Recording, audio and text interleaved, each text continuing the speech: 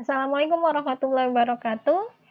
Kita ketemu lagi, alhamdulillah, di mata kuliah pengawasan mutu, sertifikasi, dan HACCP Industri Pangan. Kali ini adalah pertemuan kedua kita. Sebelumnya telah dijelaskan pengantarnya, yaitu tentang apa itu manajemen mutu, apa itu standar, dan juga spesifikasi. Nah, sekarang kita akan fokus tentang jaminan mutu. Jadi outline untuk kuliah kali ini yaitu pertama tentang jaminan mutu, apa itu jaminan mutu, lalu bagaimana perkembangan metode jaminan mutu dari masa ke masa, terus juga apa itu audit mutu, personalia dalam jaminan mutu itu apa saja, melibatkan siapa saja di sana. Lalu juga saya ingin memperkenalkan tentang prinsip-prinsip jaminan mutu.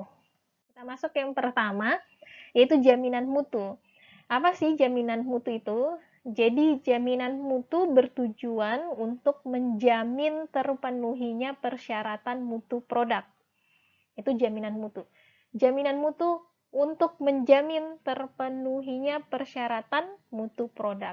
Jadi suatu perusahaan pasti dia punya suatu persyaratan tertentu untuk produknya. Ada standarnya, ada spesifikasinya. Nah, di jaminan mutu, si perusahaan itu menjamin bahwa persyaratan itu terpenuhi. Persyaratannya apa saja? Ada keamanan, keterandalan, sifat-sifat fungsional, dan sebagainya tergantung dari produk yang dihasilkan. Nah, semakin besar skala produksi dan semakin banyak spesifikasi mutu yang harus dipenuhi, jadi dia sudah punya spesifikasi A, B, C, D. Nah, kalau semakin banyak, maka proses jaminan mutu ini akan semakin kompleks.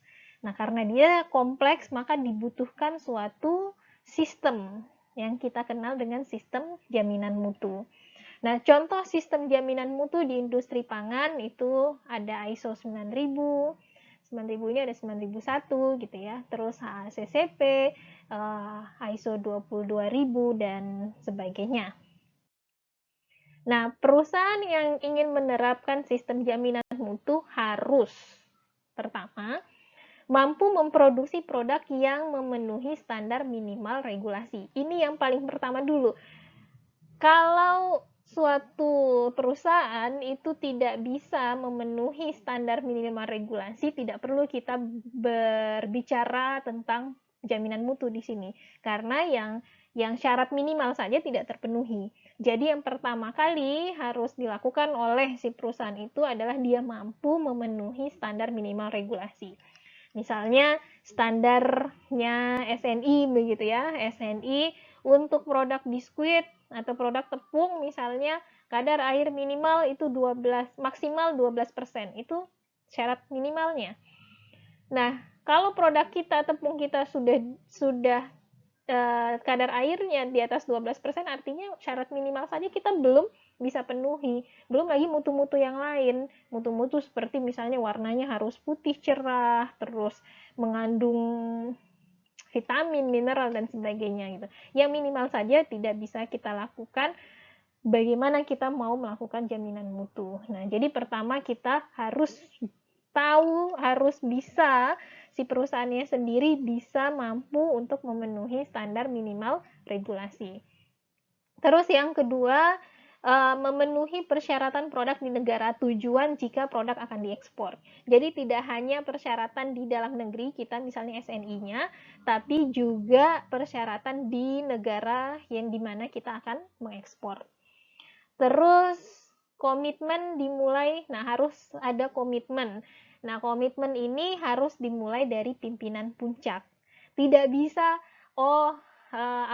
bagian produksi dia ingin menjamin mutunya. Komitmennya hanya ada di bagian produksi saja. Sedangkan pimpinan puncaknya tidak punya komitmen. Itu tidak bisa berlangsung. Karena produksi itu tidak hanya melibatkan satu divisi bagian produksi saja, tapi ada bagian penggudangan di sana, ada bagian pembelian, ada marketing, ada research and development, dan ini saling berinteraksi. Jadi yang pertama harus ada komitmennya adalah dari pimpinan puncaknya, bahwa perusahaan kita ini akan akan melakukan suatu sistem jaminan mutu.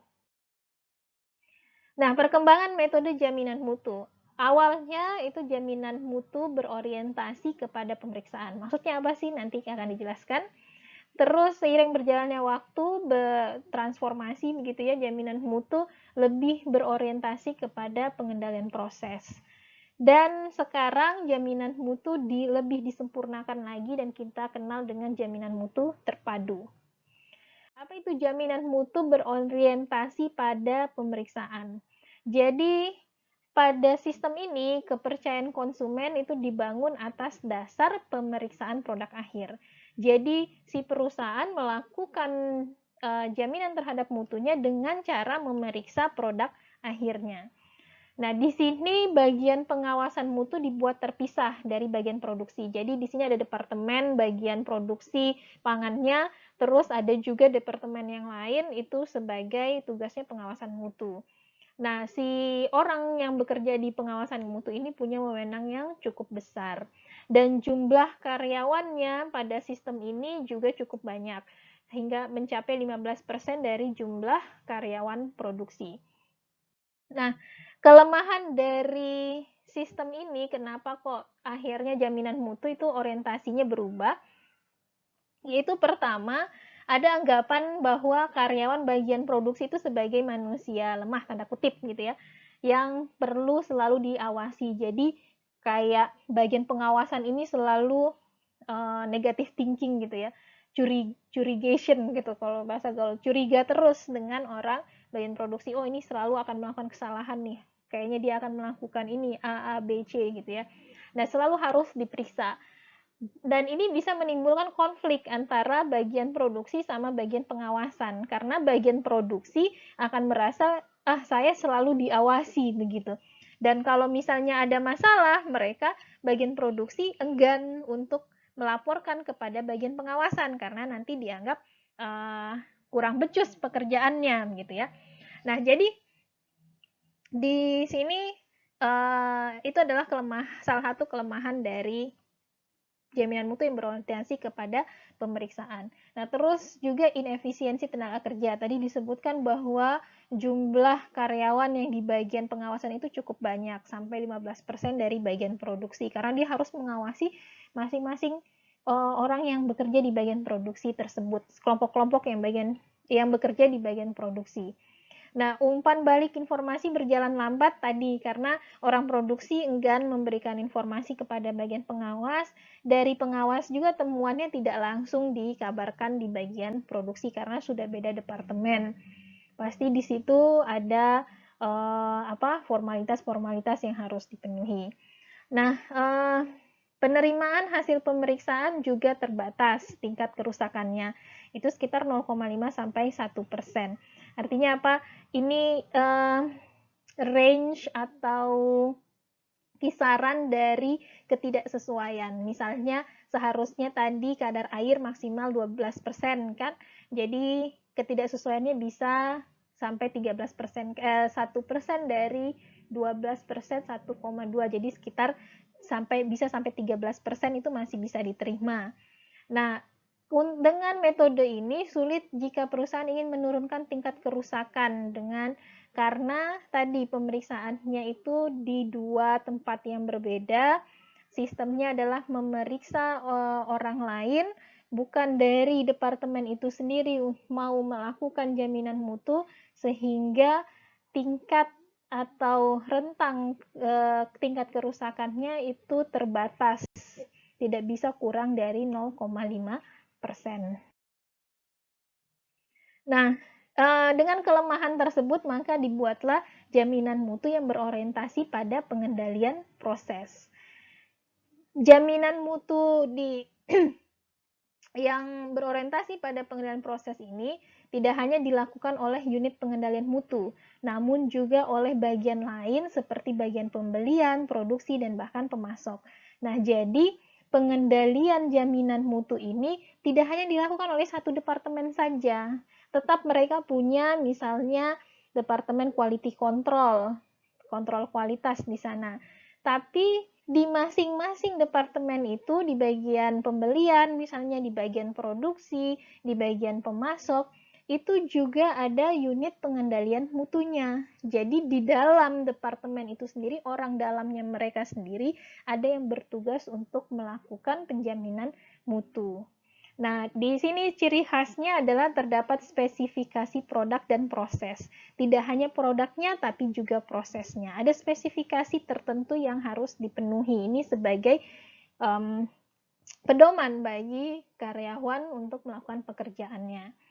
Kelemahan dari jadi ini lebih baik daripada yang tadi berorientasi pemeriksaan itu hanya tertuju di bagian produksi saja dan dilakukan pemeriksaan oleh orang dari departemen yang lain. Nah, kalau yang ini dia merata di departemen-departemen lainnya di dalam satu perusahaan tersebut. Hanya kelemahannya pada jaminan mutu berorientasi kepada pengendalian proses ini belum melakukan pengendalian mutu pada proses perencanaan, perancangan, dan pengembangan produk. Jadi dia masih, kalau ibaratnya yang pertama tadi itu di produknya saja, kalau yang ini sudah di prosesnya, proses pembuatan dari produksi, pembelian, pemasok gitu ya. Nah, tapi di sini belum perencanaan. Belum ada pengendalian mutunya. Nah, karena kekurangan dari sistem yang ini, maka dibentuklah jaminan mutu terpadu. Nah, ini berorientasi pada mulai dari perencanaan, perancangan, dan pengembangan produk. Jadi kalau di bagian terpadu, yang berorientasi terpadu ini, dia secara keseluruhan. Ini digambarkan seperti di sini seperti siklus. Jadi penjaminan mutu dimulai sejak perencanaan produk baru hingga pelayanan purna jual. Ini dia, perencanaan produk baru hingga pelayanan purna jual. Dua yang sebelumnya, jaminan mutu sebelumnya, dia hanya fokus pada produk dan proses. Tapi bagaimana nantinya produk ini setelah di tangan konsumen?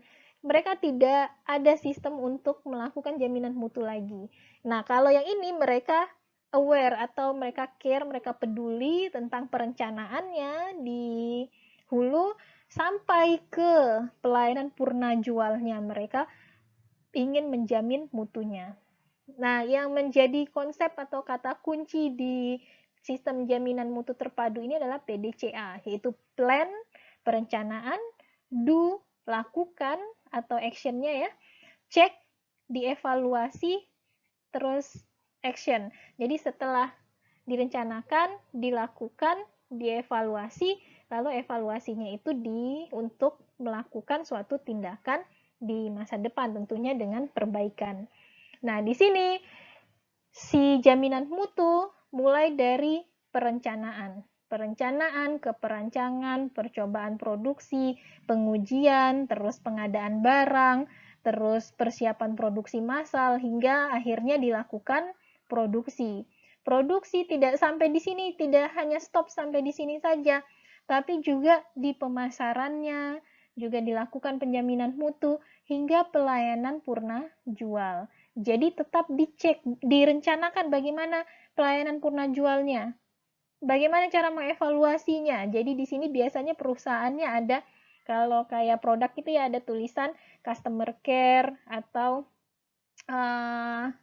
yang nomor telepon yang bisa kita hubungi jika ada pengaduan begitu. Nah, itu termasuk pelayanan purna jual sehingga dia bisa menjamin bahwa produknya sampai ke tangan konsumen itu sesuai dengan standar dan spesifikasi yang telah perusahaan tetapkan. Oke, tadi kita sudah tahu tentang sejarah atau perkembangan jaminan mutu ya, mulai dari yang berorientasi pemeriksaan hingga jaminan mutu terpadu. Nah, sekarang kita masuk dalam pembahasan audit mutu. Apa itu audit mutu? yaitu suatu tinjauan yang independen untuk membandingkan beberapa aspek kinerja mutu dengan suatu standar mutu. Banyak sekali ini bahasa yang terlalu formal ya, mungkin tidak langsung bisa dipahami. Jadi di sini yang jadi kata kunci independen, kinerja, dan standar. Nah, audit merupakan suatu tinjauan, berarti kita melakukan tinjauan, kita melakukan pemeriksaan secara independen untuk membandingkan kinerja dengan standar. Kinerja adalah apa yang kita lakukan. Standar adalah suatu, kemarin ya sudah kita bahas standar dan spesifikasi. Standar adalah sesuatu yang kita tetapkan di awal. Nah, apakah yang kita lakukan sudah sesuai belum dengan apa yang kita nyatakan di awal atau kita tetapkan di awal berupa standar? Itulah yang disebut dengan audit mutu, yaitu suatu kegiatan peninjauan yang bersifat independen, tidak dipengaruhi oleh siapapun, auditornya tidak dipengaruhi oleh siapapun, untuk membandingkan seberapa sesuai antara kinerja mutu dengan standar mutu. Berarti kalau hasilnya bagus, kinerjanya sesuai atau melampaui standar. Kalau misalnya si perusahaannya masih belum maksimal tentang sistem penjaminan mutunya, maka berarti kinerjanya kemungkinan di bawah standar. Nah, audit mutu ini juga merupakan bukti bahwa fungsi mutu telah berjalan dengan baik. Kalau dia bilang bahwa perusahaan ini telah melakukan suatu sistem jaminan mutu, tapi tidak ada audit mutunya, itu berarti tidak benar, gitu ya. Karena suatu kebijakan, suatu standar ditetapkan, suatu spesifikasi ditetapkan, sistem jaminan mutu dibuat, tidak ada pemeriksaan, tidak ada audit. Tahu dari mana kalau penjaminan mutu itu memang telah dilakukan.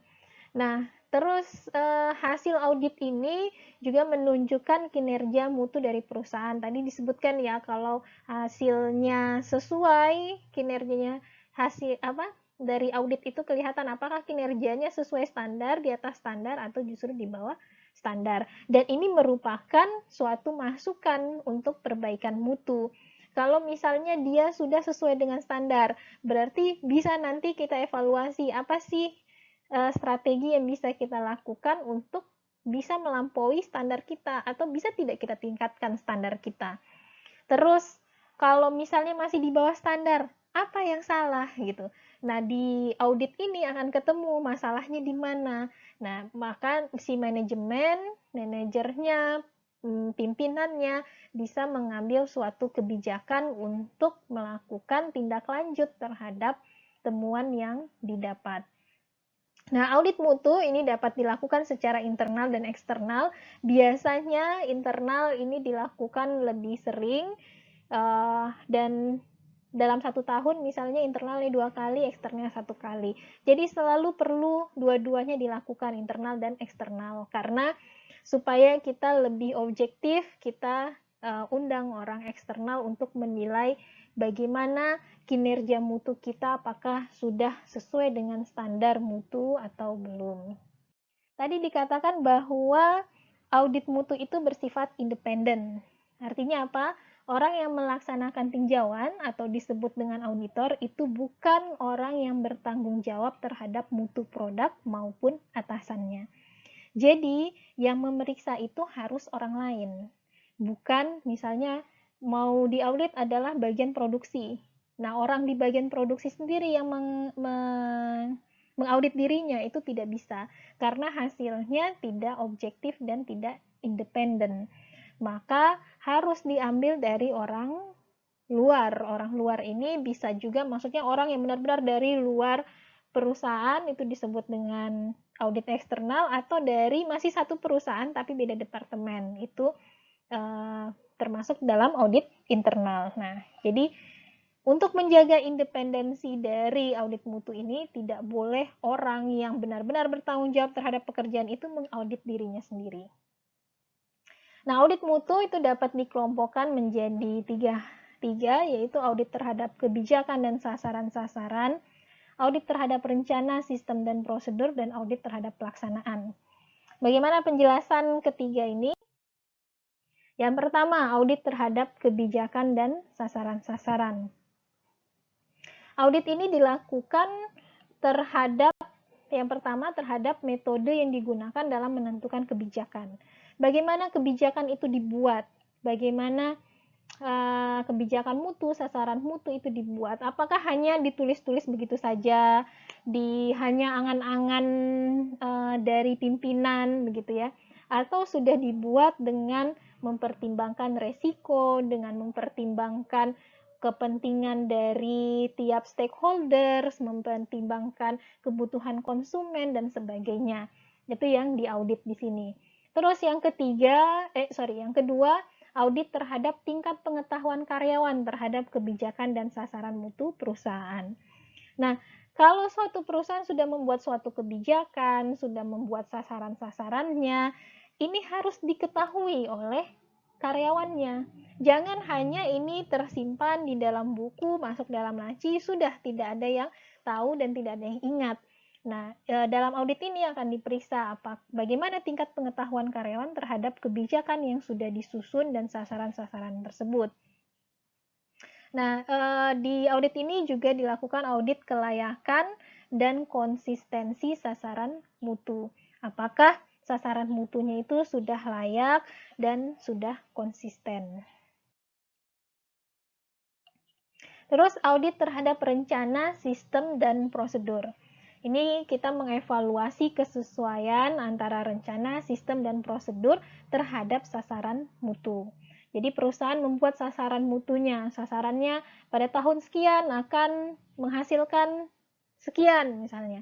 Nah, apakah rencana, sistem, dan prosedurnya itu sudah mendukung belum untuk ketercapaian sasaran mutu ini? Atau jangan-jangan sasarannya mau ke kiri, tapi rencana yang dibuat malah kita perginya ke kanan. Itu sudah tidak sesuai lagi. Rencana, sistem, dan prosedur yang diaudit itu adalah seluruh kegiatan yang mempengaruhi mutu. Nah, ini sangat banyak sekali, karena apalagi perusahaan kalau produknya yang dihasilkan lebih dari satu, maka sistem, rencana, prosedur itu yang terkait dengan mutu akan sangat banyak. Maka perlu dilakukan penentuan prioritas, yaitu prioritasnya apa? Kegiatan-kegiatan yang memberikan dampak terhadap kelayakan penggunaan produk dan kegiatan-kegiatan yang mempengaruhi biaya akibat mutu rendah. Jadi, dua itu yang menjadi prioritas kita dalam melakukan audit mutu terhadap rencana, sistem, dan prosedur. Pertama, kelayakan penggunaan produk, dan kedua, biaya jika mutunya menjadi rendah. Kegiatan-kegiatan yang mempengaruhi itu. Terus, audit terhadap pelaksanaan. Evaluasi kesesuaian pelaksanaan dengan rencana, sistem, dan prosedur yang dibuat. Kalau yang sebelumnya kesesuaian antara rencana, sistem, dan prosedur dengan sasaran mutu. Kalau ini bagaimana kesesuaian antara pelaksanaan dengan yang telah kita rencanakan, dengan sistem yang sudah dirancang, dengan prosedur yang sudah ditetapkan. Apakah sudah sesuai yang kita laksanakan dengan apa yang tertulis? Contoh penyimpangan yang mungkin ditemukan, misalnya persyaratan mutu yang tidak sesuai tercantum dalam spesifikasi pemasok.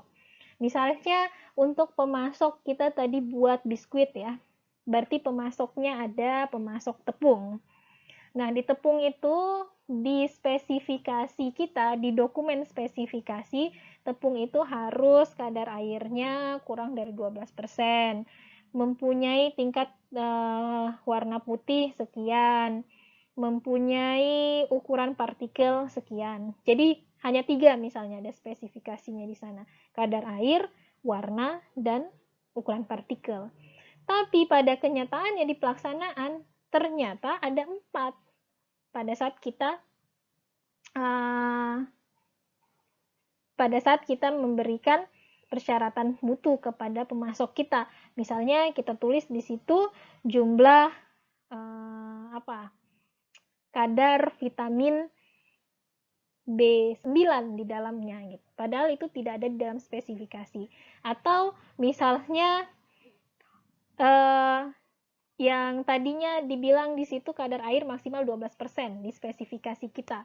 Nah, yang kita tulis di dalam persyaratan mutu yang kita berikan ke pemasok justru maksimalnya adalah 15%. Nah, itu sudah tidak sesuai dengan spesifikasi yang kita tetapkan. Contoh lainnya misalnya peralatan ukur yang telah habis masa kalibrasinya masih digunakan. Jadi di dalam rencana sistem dan prosedur itu ada salah satunya atau semuanya disebutkan bahwa kalau kita mau mengukur jumlah tepung, maka kita gunakan timbangan yang sudah dikalibrasi. Kalibrasi harus dilakukan minimal 5 tahun sekali misalnya. Nah, sekarang waktunya itu sudah habis, ini sudah tahun yang ke-6, tapi masih digunakan timbangannya, itu termasuk dalam penyimpangan. Jadi apa yang kita rencanakan, apa prosedurnya, tidak sesuai dengan apa yang kita lakukan. Personalia jaminan mutu. Ada beberapa bagian yang biasa terlibat dalam jaminan mutu perusahaan, yaitu pertama top manager, terus manajer media yang di tengah-tengah, terus auditor eksternal, dan full-time auditor. Nah, keterlibatan manajer, yang baik manajer top yang atas maupun manajer yang media, dalam jaminan mutu memiliki beberapa keuntungan. Antara lain, yang pertama adalah objektivitas informasi yang masuk ke atasan. Jadi di sini jadi perusahaan besar itu biasanya kan ada presiden direkturnya gitu ya, terus ada direktur, ada general manager, tergantung penamaan dari perusahaan tersebut untuk bagaimana tingkatan-tingkatan atasannya mereka. Nah, terus ada top manager, ada manajer media. Nah, kalau top dan manajer media ini dilibatkan dalam jaminan mutu, maka biasanya informasi yang diberikan kepada yang atasnya lagi itu lebih objektif dibandingkan jika mereka tidak dilibatkan dalam jaminan mutu. Terus juga akan terjalin hubungan antara top manager pada divisi yang berbeda. Nah, karena mereka tergabung dalam suatu jaminan mutu, kan biasanya mereka akan ada kontak atau komunikasi dalam rapat-rapat misalnya. Nah, di sini akan ada pembagian informasi. Oh, di bagian divisi produksi ada masalahnya begini, divisi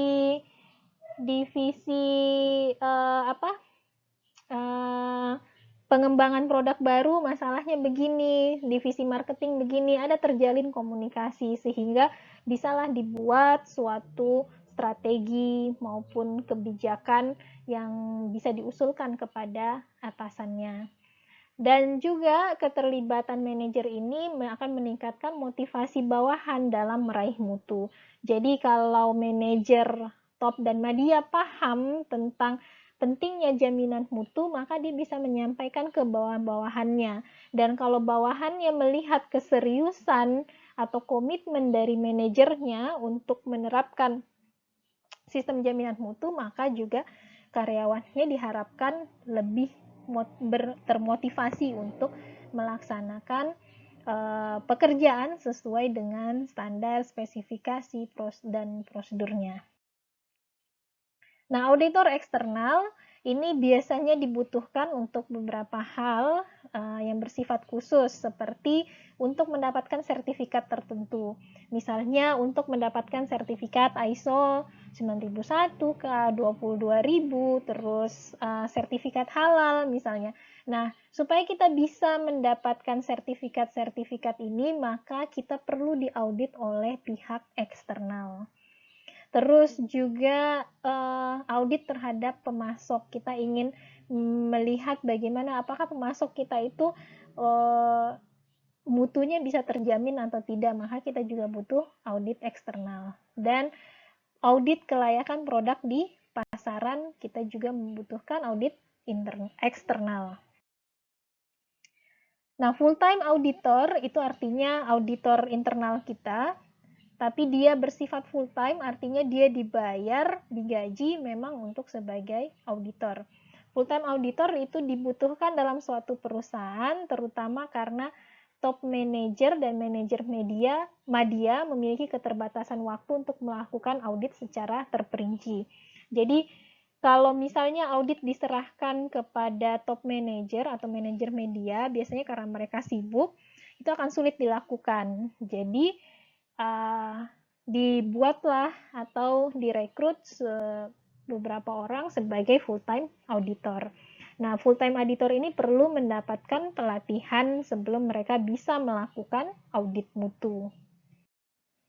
Oke, topik terakhir yaitu tentang prinsip-prinsip manajemen mutu.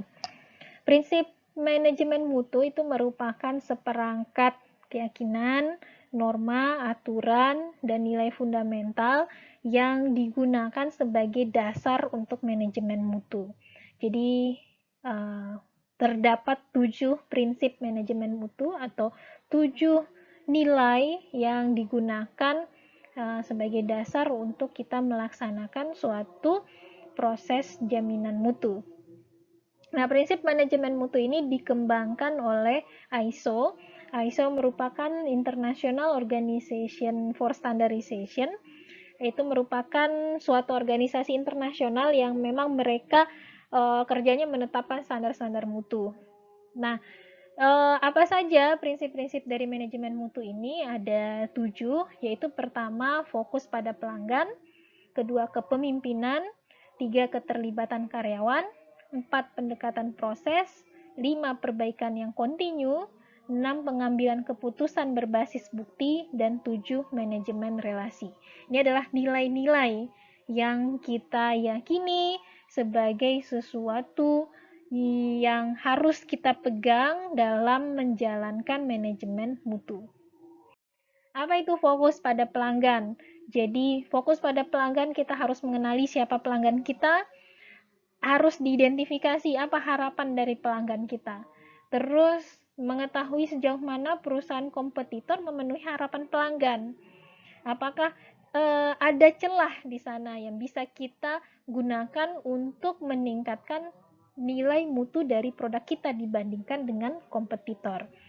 Tujuan utamanya adalah supaya pelanggan kita loyal kepada kita, jadi loyalitas pelanggan. Jadi pada saat kita melakukan jaminan mutu, kita harus fokus pada pelanggan. Itu yang pertama. Kedua, kepemimpinan. Di sini para dinilai kepemimpinan yaitu para pemimpin di semua tingkatan menetapkan kesatuan tujuan dan arah dan menciptakan kondisi di mana orang-orang terlibat dalam mencapai sasaran mutu organisasi. Jadi si pemimpin itu tugasnya adalah untuk menetapkan tujuan, arah, sasaran, visi, misi biasanya. Yang itu akan menyatukan karyawan-karyawan di bawahnya untuk bisa bekerja sesuai dengan sasaran yang kita tetapkan tersebut. Nah, pemimpin itu harus memberikan teladan perilaku yang konsisten dengan nilai-nilai organisasi.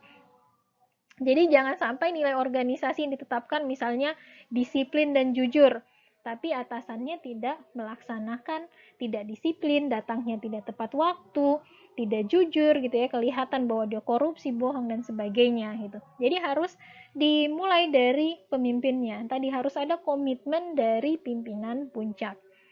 Nah, perilaku pemimpin adalah perilaku yang akan mencapai tujuan organisasi. Terus pimpinan harus menetapkan visi yang jelas tentang masa depan organisasi. Jadi kalau visi organisasi itu jelas, juga karyawannya tahu apa sih yang mau dituju sebenarnya gitu ya. Apa yang jadi goalnya kita. Nilai berikutnya adalah keterlibatan karyawan. Nah, untuk mengelola organisasi secara efektif dan efisien, itu perlu untuk melibatkan semua orang di semua tingkatan dan menghormati mereka sebagai individu. Jadi jangan melihat karyawan itu sebagai barang, tapi sebagai manusia, sebagai individu yang penting untuk kesuksesan suatu organisasi. Nah, kalau organisasi sudah melakukan pengakuan, pemberdayaan, peningkatan keterampilan, memfasilitasi mereka untuk berkembang, semua karyawan berkembang untuk mencapai tujuan organisasi, maka si karyawannya sendiri akan memiliki tingkat kesadaran untuk melaksanakan jaminan mutu yang tinggi. Tapi kalau misalnya tidak dilibatkan, dianggap hanya karyawan itu sebagai seperti barang gitu ya, yang hanya disuruh kerja, tidak dihormati, tidak diberikan tambahan keterampilan, tidak ada jenjang karir misalnya, maka mereka juga tidak punya motivasi untuk memberikan jaminan terhadap mutu. Pendekatan proses, apa itu pendekatan proses? Jadi, suatu hasil yang diinginkan akan tercapai secara efisien apabila aktivitas dan sumber-sumber daya yang berkaitan dikelola sebagai suatu proses. Tidak, apa yang dimaksud dikelola sebagai suatu proses? Proses itu adalah berbagai aktivitas yang saling berkaitan dan mempengaruhi. Jadi, dalam perusahaan kita harus melihat mulai dari pembelian bahan baku, bukan pembelian bahan baku, mulai dari perencanaan, pengembangan produk baru, pengujian produk, produksi, penyiapan bahan baku, produksi massal, marketing, sampai purna jual, itu merupakan suatu proses, bukan berjalan sendiri-sendiri. Jadi aktivitas itu saling berkaitan dan mempengaruhi, itu harus ditekankan di dalam perusahaan tersebut sehingga tidak ada ego sektoral. Oh, bagian produksi yang penting bagian produksi aman. Saya tidak mau tahu tentang bagian penggudangan atau bagian marketing. Saya tidak mau tahu karena dia produksi berjalan sendiri. Tidak. Kita harus melihatnya sebagai suatu proses yang saling berkaitan dan mempengaruhi. Perbaikan yang kontinu. Nah, organisasi yang sukses itu pasti fokus pada perbaikan yang berkelanjutan. Dia tidak puas pada satu pencapaian saja, tapi pencapaian itu harus berkelanjutan. Nah, peningkatan terus-menerus dari kinerja organisasi secara keseluruhan harus menjadi tujuan tetap dari organisasi. Jadi organisasi harus paham dan memang membuat itu sebagai tujuannya bahwa perusahaan ini harus meningkat terus-menerus. Jadi di tahun 2020 targetnya 5 misalnya 5 juta produk diproduksi. Maka di tahun 2021 atau misalnya per 5 tahun 2025 tidak boleh 5 juta juga atau tidak boleh lebih turun, harus lebih meningkat. Begitu yang perbaikan secara terus-menerus. Nah, perbaikan ini sangat penting bagi organisasi untuk pertama mempertahankan tingkat kinerja saat ini, jangan sampai dia turun. Terus untuk bereaksi terhadap perubahan. Nah, selalu yang pasti itu adalah perubahan. Perubahan pasti akan terjadi, jadi dalam tahun ke tahun akan ada resiko baru lagi, akan ada yang berubah. Nah, kita harus siap untuk bereaksi terhadap perubahan tersebut. Bagaimana supaya kita bisa siap bereaksi terhadap perubahan? Maka kita harus selalu melakukan perbaikan yang berkelanjutan dalam kondisi internal dan eksternal, dan untuk menciptakan kesempatan baru. Ingat, pasar itu dia berubah, kita harus selalu tahu apalagi kesempatan yang ke depan, hal baru apalagi yang bisa kita raih. Nah, terus pengambilan keputusan berbasis bukti. Keputusan dalam suatu perusahaan itu diambil harus berdasarkan bukti, analisis dan evaluasi data dan informasi, bukan berdasarkan perasaan atau kira-kira. Nah, kalau kita sudah melakukan keputusan itu dengan berlandaskan data dan informasi, maka keputusan itu akan lebih objektif. Dan yang mengambil keputusan akan juga lebih confidence atau lebih percaya diri bahwa keputusan ini adalah keputusan yang bisa dikatakan yang terbaik karena datanya menunjukkan begini. Jadi harus ada pertama studinya berarti untuk mendapatkan data dan informasi tersebut, lalu diformulasikan sehingga kita bisa mengambil suatu keputusan. Manajemen relasi atau relationship management. Nah, untuk kesuksesan yang berkelanjutan, itu organisasi perlu mengelola hubungannya dengan pihak yang berkepentingan. Siapa saja pihak yang berkepentingan ini? Bisa pemasoknya, bisa pemerintah, bisa konsumen. Jadi semua orang-orang yang berkepentingan kita harus jalin relasinya dengan baik. Karena pihak yang berkepentingan ini akan mempengaruhi kinerja dari organisasi. Demikian untuk pertemuan kedua kita tentang manajemen mutu atau jaminan mutu. Ini juga teorinya saya dapatkan dari buku ini, Sistem Jaminan Mutu Industri Pangan, karya dari Bapak Cahya Muhandri dan Pak Darwin Kadarisman. Terima kasih atas perhatiannya. Assalamualaikum warahmatullahi wabarakatuh.